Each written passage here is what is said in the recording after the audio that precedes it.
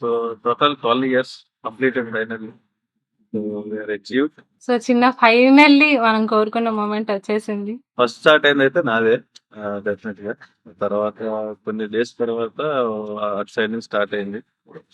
Actually తను first మేము మాట్లాడుకునేటప్పుడు అంతా చాలా కోపం ఉండేది. అండ్ పాజిటివ్ గా చూస్తుంది, ప్రతి దాన్ని పాజిటివ్ గా చూస్తుంది. నేను కొన్ని ఏదన్నా కొంచెం నెగిటివ్ గా చూసినా సరే ప్రతి చిన్నదానికి కోపం వచ్చేసేది, అలకొచ్చేసేది. ఒక రోజంతా ఒక 2 days అంతా మాట్లాడేవాడు కాదు. కోపం ఫోన్ చేస్తే కట్ చేసేసేవాడు. అంత కోపం ఉండేది. ఇప్పుడు ఏమన్నా చిన్న గొడవ తెచ్చుకోవడానికి కూడా ఎందుకులే దీంతో గొడవ మళ్ళీ అలుగుతుంది ఫేస్ వెంటనే ఈవెన్ ఆ విషయాల్లో కూడా పాజిటివ్ ఉంది. సో డెఫినెట్లీ సపోర్టివ్ వే ఉంది.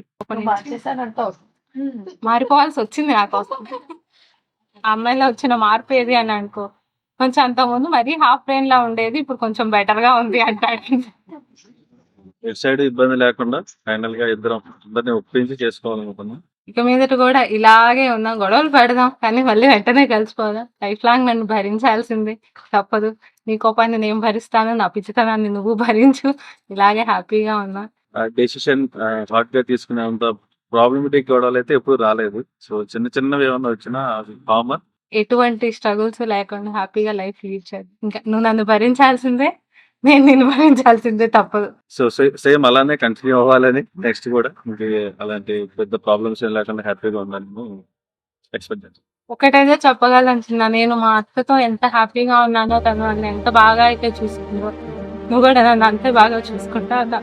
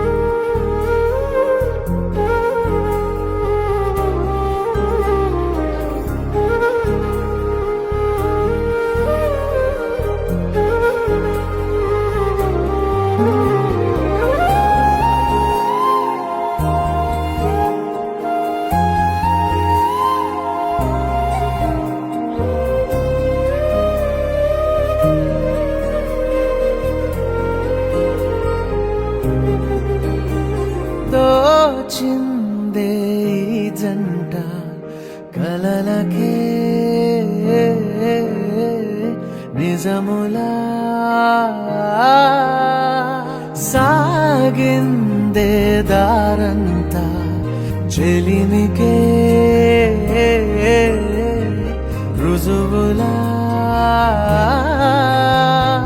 కంటి రెప్పకను పాపలాగా ఉంటారేమో కడదాకా సందామామ సిరి వెన్నెలలాగా వందేళ్ళైన విడిపోక ఓ రెండు ప్రేమ మేఘాలిలా దూకాయి వానలాగా ఆ వానవాలు ఏ వైపుకో తెచేది కాలమేగా